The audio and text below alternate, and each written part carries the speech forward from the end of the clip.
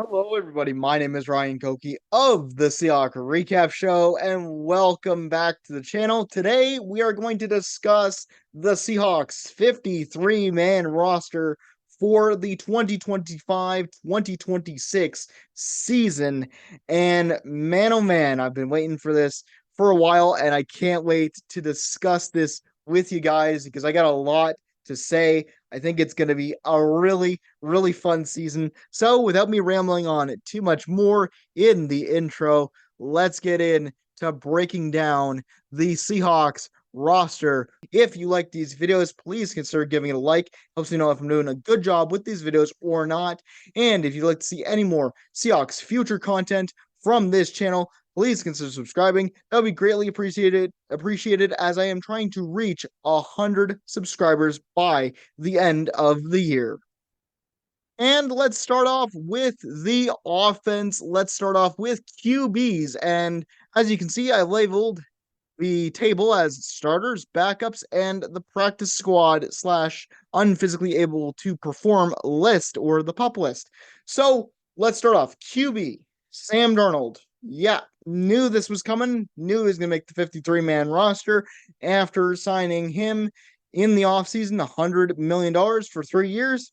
Yeah, I expected Sam Darnold to be the starter for the Seattle Seahawks, and honestly, he'll play great. I have really big faith in Sam Darnold. I know that he had a career high in every metric playing under Kevin O'Connell and the Minnesota Vikings last year. And I understand that this team is not the Minnesota Vikings and they have many different weapons, but I think Sam Darnold signing a 3-year contract to come to Seattle is going to really help out this team and put us over the top to win 10 games at least this year. I'm hoping for double-digit wins. And this 3-year contract is misleading a little bit because you look at the way it's structured and all of his guaranteed money, all of Sam Darnold's guaranteed money is at the beginning of the first year, meaning that the Seahawks, if this experiment doesn't work out and Sam Darnold doesn't end up being the guy and he's actually kind of awful and it was just a flash in the pan last year, then the Seahawks can go, okay, that sucked, but we can cut him and not have to really endure a big cap penalty. So honestly, I hope Sam Darnold does well in a Seahawks uniform because I want to keep him around. I think he is a really likable guy in the building and can really take this team places. Backups include Drew Lock and Jalen Milroe. Drew Lock obviously going to be the backup this year, and Jalen Milroe going to be the third string quarterback. And Drew Lock, I'm just so happy to have him back because as a backup, he is an amazing backup. I'm still thinking back to that Thursday night football game a year ago with the Week 15 matchup versus the Eagles. It was an amazing drive. It was the Drew Lock drive of dreams to beat the Eagles that year, and I'm so happy to have him back. Jalen Milroe coming in, he's going to be developmental guy. He's going to be the third string quarterback, and he's going to learn from guys in this veteran quarterback room through Sam Darnold, through Drew Lock. So I'm really happy to see that Jalen Milroe made the 53 and he's not on the practice squad. Really happy to see the future and see the vision in Jalen Milroe because I can't wait for him in the next maybe 2 years to eventually take over the starting job if his development goes really well. And nobody on the practice squad. So 3 quarterbacks on the roster on this 53. Great to see. Let's get to running back and starter Kenneth Walker.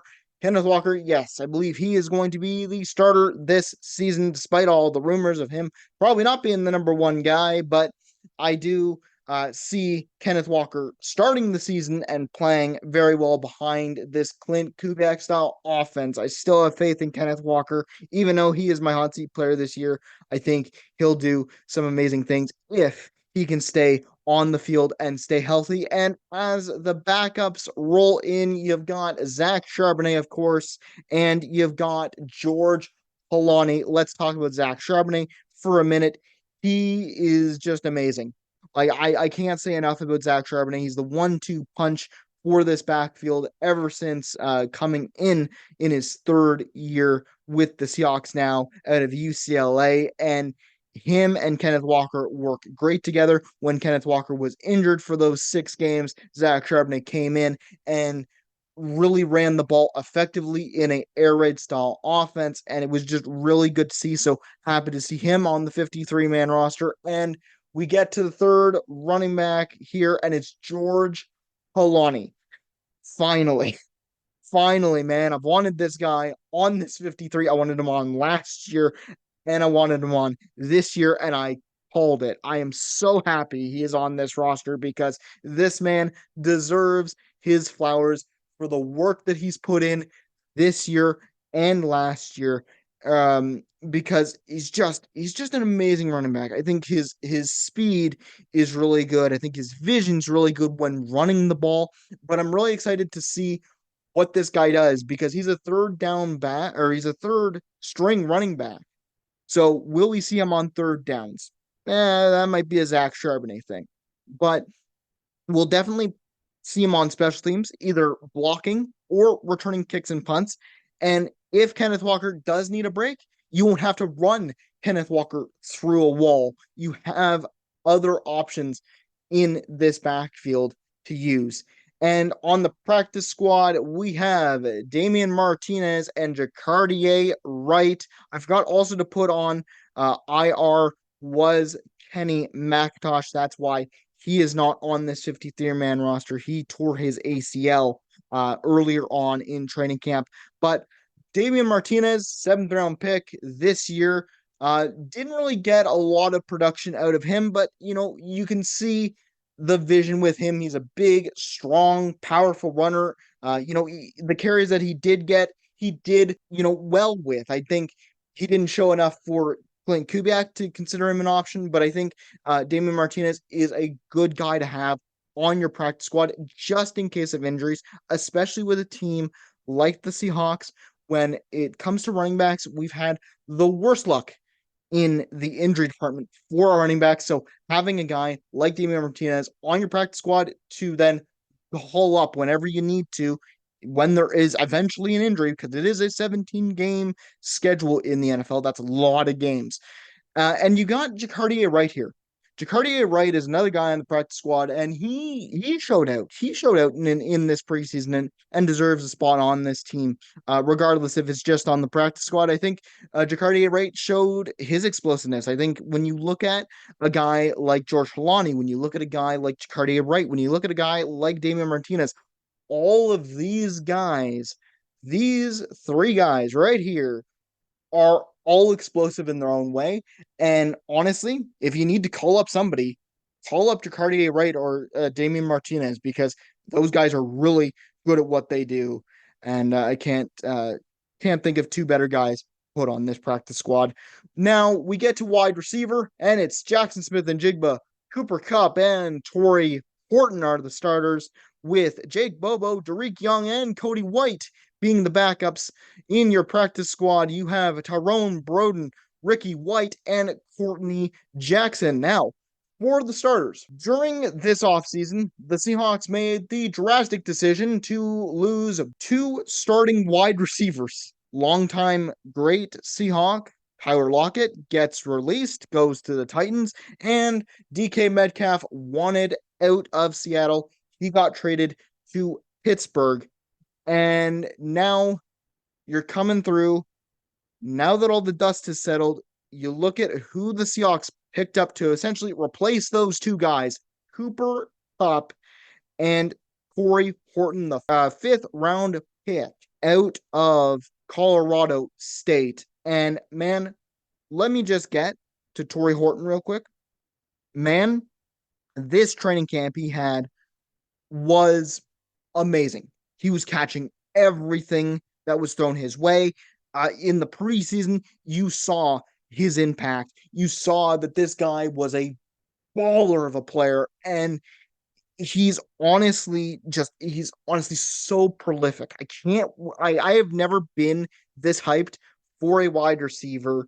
I've never wanted someone to work out more for the Seahawks than Torrey Horton right now, because man, he's made a name for himself on this 53. That's why he's on this 53, and that's why I think he's going to be a starter for this team. But when you get to Jackson Smith and Jigba, he is now the sole leader on this team in the wide receiver group. I think he's going to be the number one wide receiver. You're going to see Torrey Horton probably as a secondary wide receiver, and then you're going to see Cooper Kupp probably in the slot because Cooper Kupp coming in.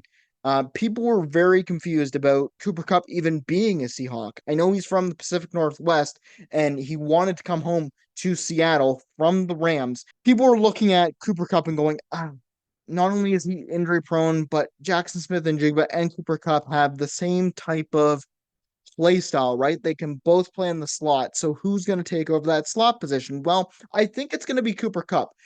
Considering all the injury history that Cooper Kupp has had over the last 2 seasons now, he hasn't been able to stay on the field and stay healthy enough. So what I'm thinking is going to happen is Cooper Kupp's going to be in the slot.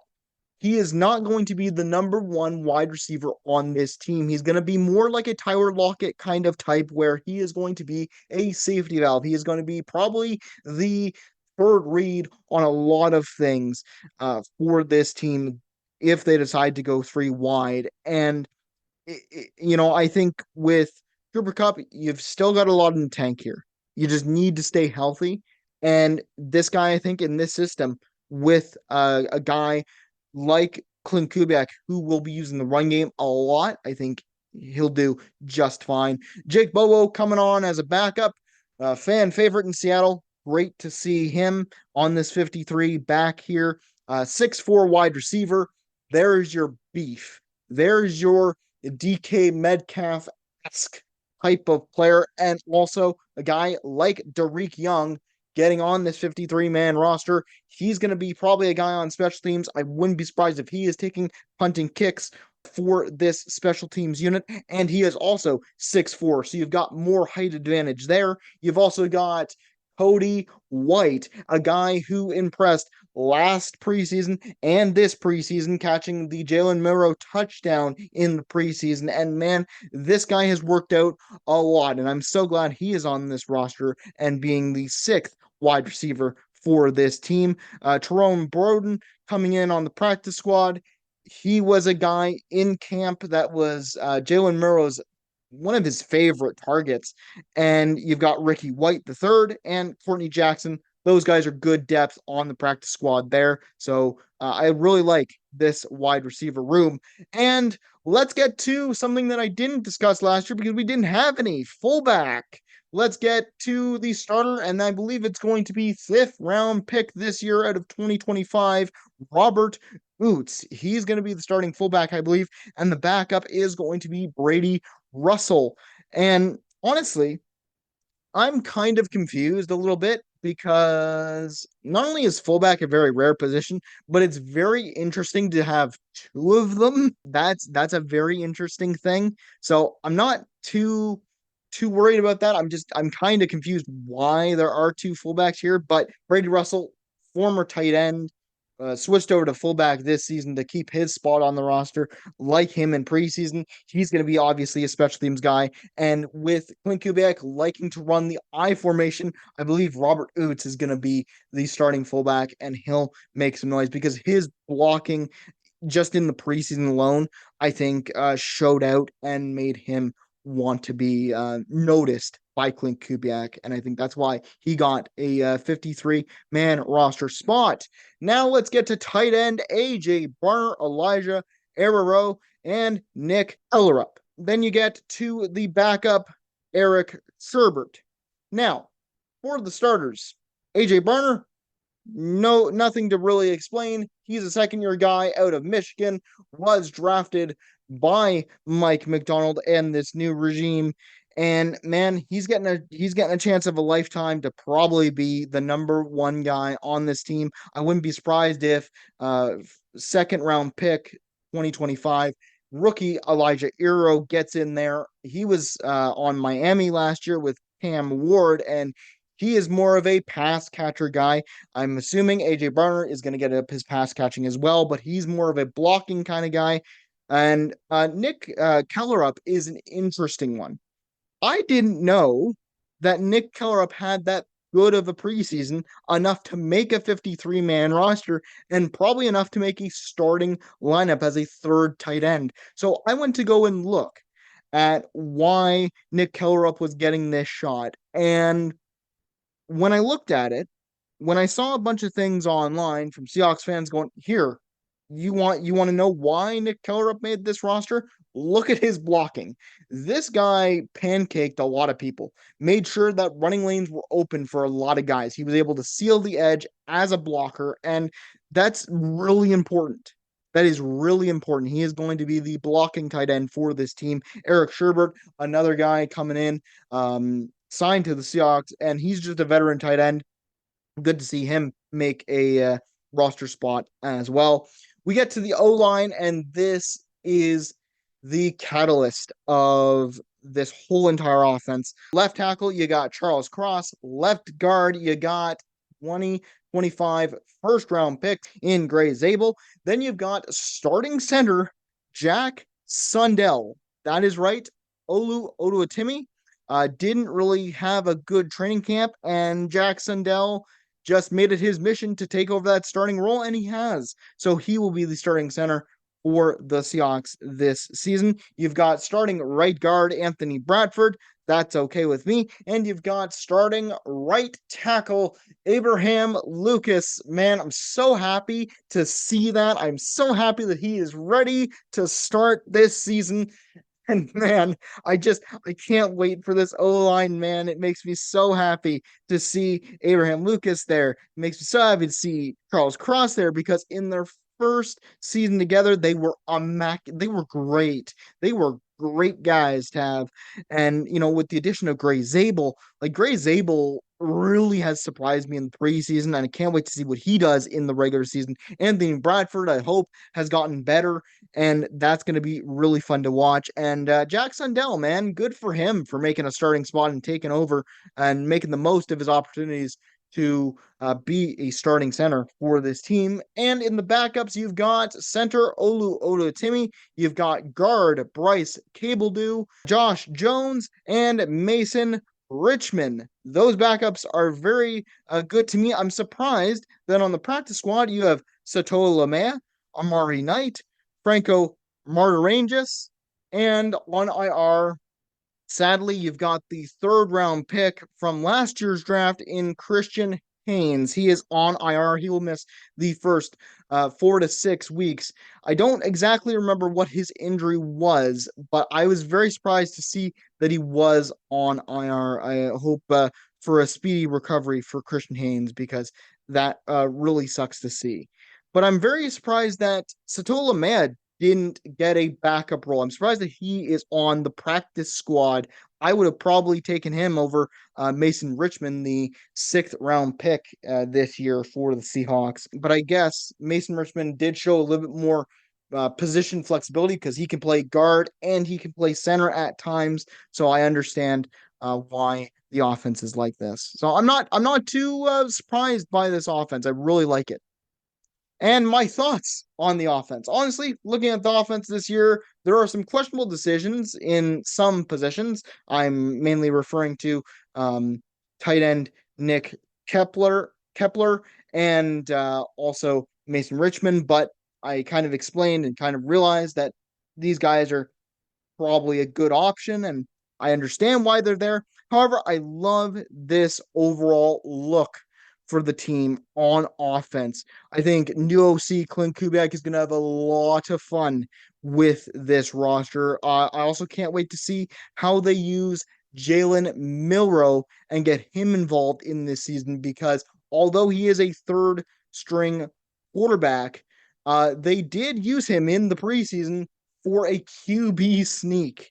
They used Sam Darnold and Jalen Milrow in that QB sneak against the Chiefs, and it was a thing of beauty. If that is something that Clint Kubiak is going to use in the future, why not use a very athletic, speedy quarterback to get those things done? It's going to be great to see, and I can't wait to see how Mike McDonald and Clint Kubiak work together this season to bring this offense into a really good spot. Establish the run game, please.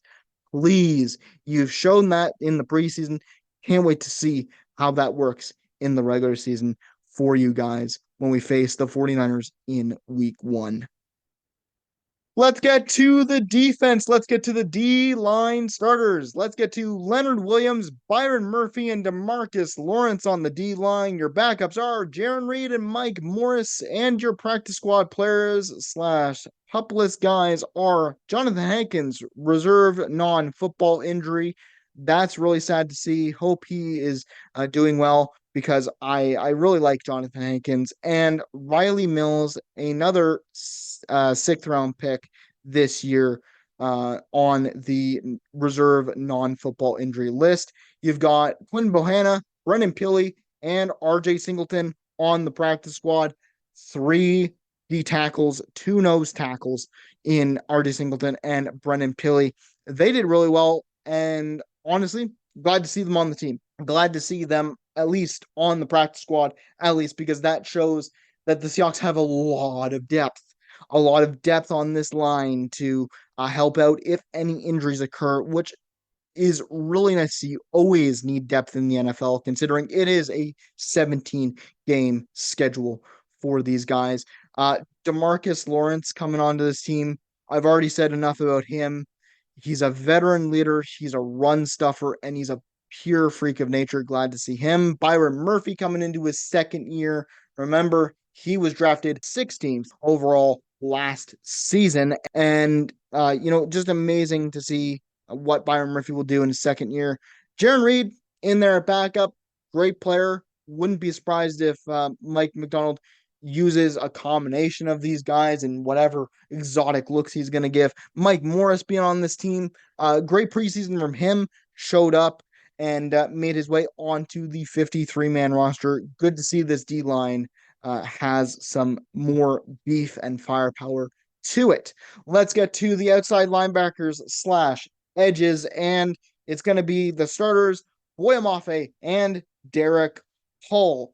Left outside linebacker Boye Mafe, right outside linebacker in Derek Hall. You've got your backups in Uchenna Nwosu and Connor O'Toole. And on your practice squad, you have Jamie Sheriff. And man, let's talk about the backups because we don't need to really talk about the starters. Boye Mafe and Derek Hall are just going to eat everybody up for lunch. We know this. I can't wait to see what they do on the field. But I'm more interested in the backups. Uchenna Nwosu, great to see him back on the field because he has dealt with so many injuries since he's come to Seattle that has taken him out of commission. And I'm just so happy he's back in a spot where he can play football games. And I'm really impressed with rookie UDFA player from the 2025 draft class, Connor O'Toole, coming in and making a 53-man roster spot for the edge group. I think this guy really showed out in his pressure. I think he's really good on the edge. And you know what? He was making a lot of tackles. His name was brought up a lot on the broadcast, just in terms of tackles and the amount of pressure and just the amount of hype surrounding this guy. So good for him. And Jamie Sheriff coming on the practice squad is not a bad fit at all. I like him. Last year, he was on the Seahawks for the preseason, got picked up by the Panthers, and now is back on the practice squad for the Seahawks. He did a decent job himself trying to get in, and now he's on the practice squad for the Seahawks. So I like this edge group. I'm super happy because now we have some actual depth at edge just in case something goes wrong. But let's get to the inside linebackers. Let's get to Ernest Jones, Therese Knight as the starters, Greg Thomas and Jarrett Ivory as the backups. You've got Chaz Shrubberat and Chris Paul Jr. as your practice squad players. Ernest Jones, glad to see him back. He was amazing when he got picked up by the Seahawks last year. Great to see that he extended last year as well. And he's just an amazing player, a very versatile player. Therese Knight came out of nowhere last year, the fourth round pick out of UTAP, and glad to see him getting his second season of NFL football underway, because if his rookie season was any indication, this guy is going to be a monster of a tackler. So great to see him back there. making those starting positions. Drake Thomas, again, backup. Knew this was going to happen, knew that he was going to make this 53 because of how he played in the preseason. Good to see him here. And you've got the surprise guy, Jared Ivory, as a backup for this team. He's going to be in the middle linebacker position. And man, Jared Ivory, another tackling machine, a lot similar to a Therese Knight. Coming in, making a bunch of tackles, and he is making that jump to be on this 53. He's obviously good enough to be on this 53 in this new regime for Mike Macdonald. So we'll see what happens with him. I wish them all the best. And I like this inside linebacker group. Cornerbacks, and let's get to Reek Woolen, Devin Witherspoon, and Josh Jobe as your three starters. That's just an amazing group. Josh Jobe, a pure success story from last year, coming all the way from the practice squad after many injuries and many trials and tribulations with this secondary, and now he's signed to a $3 million contract for the next 3 years, and he made it. He made it onto this starting lineup. He beat out a bunch of people to get here, and now we're going to see a full season of Josh Jobe. You've got Naimula Pritchett, the second-year player out of Auburn in the 6th round, coming in. I can't wait to see him. And you've got a surprising waiver claim in Drayon Kendrick. He was from the Rams. And if you know anything about my Seahawk game recaps from last year, I talked about him when he was on the Rams and was causing havoc with the Seahawks. He was such a good player for the Rams. He's now on our side. And man, I like Deion Kendrick a lot. In the practice squad, you've got Shaq Griffin and you've got Shamar Jean Charles as your practice squad guys. I love this depth. This is amazing. Like, this secondary is brilliant. I'm hoping for a big step out of Naimula Pritchett from his rookie season. I bet this guy is itching at the bit, and he's shown enough to be that fourth and fifth guy on this 53. Deion Kendrick, just a monster of a player, very aggressive, still a very young player. I think he's 24, 25. So great to see him coming over to the Pacific Northwest. Now you get to the safeties. Julian Love and Kobe Bryant are your starters. That is a no-brainer. Nick Imamori and Ty Okada are your backups. However, like we saw last year, we know that Mike Macdonald loves using a safety in the box. So that's where Nick Imamori is going to go. I know that's where he's going to go. And this secondary is looking nice. I really love this secondary. I think these guys are going to be ballers. We know what Julian Love can do. We know what Kobe Bryant can do. They're amazing tacklers in the open field. They are amazing with communicating with each other. They are the last line of defense in case someone messes up, and they can really haul and make some things happen. The 2nd-round pick of the 2025 Seahawks draft, 30th pick in the draft, came in, and you know what? Nicky Memori, man, he showed up in the preseason in the limited snaps that he made, but they knew from the jump that this guy was going to make the 53. So that's why he didn't play that much in the preseason. But the things that he was doing in training camp, the things that he was doing when he got into the preseason was amazing. His tackling is great. His athleticism is great. Whenever he messed up in simple miscommunication, he was still able to get back and make those tackles. And you know what? I love this guy. I can't wait to see what he does in regular season football against the 49ers on September 7th, because this is going to be such a great team. Let's get to the special teams unit. You've got kicker Jason Myers, you've got punter Michael Dixon, and you've got long snapper Chris Stroll. Great to see these guys back. No introductions needed on any of these guys because they've been with the Seahawks for a very long time. My thoughts on the defense. Looking at this defense on paper, it is shaping up to be a really good defense. I love this team. I've already discussed the secondary. and the D line is just great.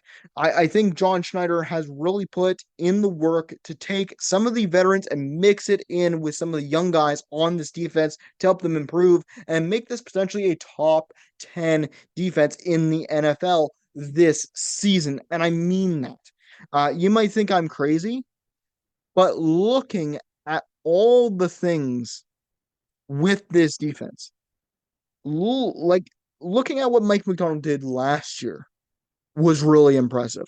Coming into his second year, he's got he's got a better he's got a better group of guys. He's got a more solid group of guys. He brought in veterans to help shore up some of the leakage in the run game. He made it so that the guys that he was going to use at corner are now refreshed. He got some big players.